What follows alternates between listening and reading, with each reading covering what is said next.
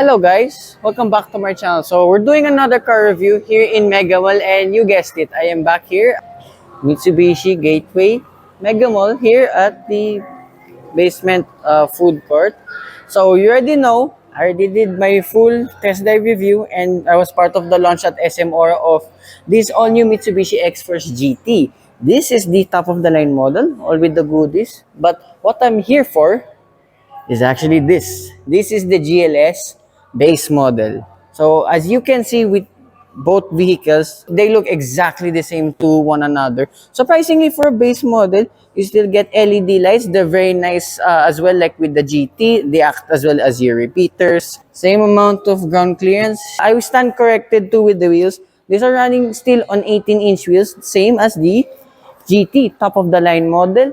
Same repeaters here on the side mirrors, black out roof and all that. Okay, going back to the GT, the grid suits the black roof, I got to be honest. And still, both X-Force models, like with this GLS model, powering this is a 1.5 liter naturally aspirated 4-cylinder engine that produces 104 horsepower and 141 Newton meters of torque. And this is mated to a CVT transmission. Remember, check out my test drive review in this electric yellow, the one in SM Aura itself. All of my driving impressions will be there. I'm curious on how this drives because there's a lot that has been removed with this vehicle. I want to see if it will perform better. On the side profile itself, exactly the same. You get the usual cladding like with every other crossover as well. And at the rear, primarily the same. I mean here, GLS model, GT top of the line model. Now this is where you can see the big differences now. That has an electronic tailgate with as proven with the GT model right there. For this GLS model, this one's a manual tailgate. So the boot space and all that is exactly the same too. And folding all the seats down to increase the boot space as well is, yeah, again, the same. But what they did not tell you back then, yeah, this one's kind of tall because this has an adjustable floor. So if you want it higher so you don't have a massive load dip, as demo as well. That's my script, don't mind about that. Two cubby spaces on either side and a halogen light.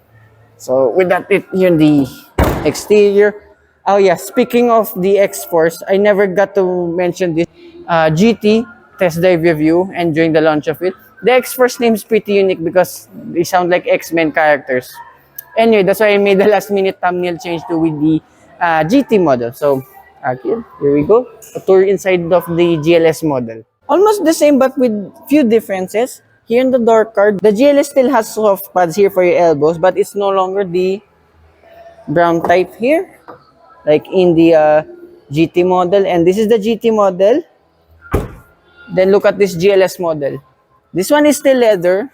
I don't mind it, but it's not, again, the denim style pattern anymore. But still, generally, visually, overall, it's still pretty good, I have to say. Left side, no more buttons here.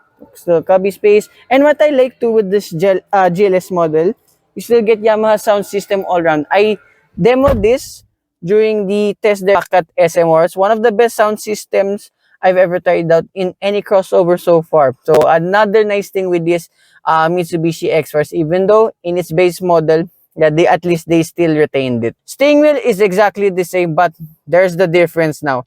You still have your phone connectivity functions and instrument cluster adjustments here on the left side, but the GLS has a blank space now over here. The GLS doesn't have the adaptive driver assistance safety suite anymore. Sadly, not even cruise control, which I find a bit weird. Usually when it comes to base models, at least there is cruise control left in the base model. It's a bit odd they removed it out. In the middle, still the same, even with the Nano X air filtration system. USB-C port, USB port 12-volt socket. No more wireless charging pad, but at least the pad is still there. Center console, pretty much the same. Everything's electronic. Even for your driving mode, is pretty much the same for the normal, wet, sun, mud, I think. I'll just flash it here on the screen. Now, the biggest differences to visually here with this GLS base model are the seats. These are now cloth. I'll be honest, I prefer this cloth material instead and still get the same denim pattern for the materials itself. And it's, I would be honest, a bit better than the leather. I mean, the leather is not bad whatsoever. Ironically, this one is still leather. inside. Oh, what? They kept this. So this has still the cooling function here in the center console box. Okay, at least nothing much has been removed in terms of all of the creature comforts here in the interior of this GLS base model. Yes, there's no ADAS, but you all know me. I'm not the ADAS cruise control kind of guy. If you want this because of that reason alone, get this GLS. Despite as well being a base model, you still get your safety suite above here in the ceiling. So these are the rear seats of the XForce GLS. Door cards pretty much the same like the ones in front, not yet. Again with the soft pads here like that of the GT model. So this is how the GT model looks like once again. And then now we go back here with the GLS model, all cloth with the denim style pattern. Now despite being downgraded to cloth seats itself, you still get the double map pocket style here behind both front seats, which is cool, and it will be perfect for phones like this. And here in the middle, two air conditioning vents, one USB port and one USB-C port, which is still nice to have. Isofix anchor points on either side, and to fold this center down, hold on a minute, there we are. Still have two cup holders, which is nice. Again, being a base model, this I thought they would remove that. If I sit here in the middle, the transmission tunnel there is, but it's just a wee, and then you can put your feet wherever you want. So that's just mainly the differences with this XForce GLS model. Still not bad for what this is. If you don't want the ADAS, as mentioned, yeah, this is the one to go for. I do like the seats though. I'll give it that. So for the cost of all of this one stands at 1,367,000 pesos, a whopping 214,000 peso difference between this and the GT model. So I would say it's up to your preference on what model you should get. But okay, I'll be honest for once. If you want all of the safety suite, just go right ahead and buy the GT model because that thing is a high-tech fest. And I would love as a test drive of this GLS and to see if there's still a lot of gimmicks in the infotainment system. According to Sir PJ, as well, who made this walk-around review possible, thank you very much. Everything's mostly the same, so which is already a good plus for this base model.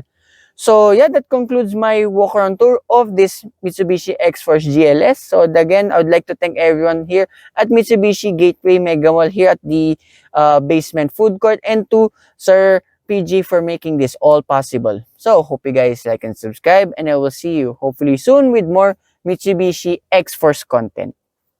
Bye-bye.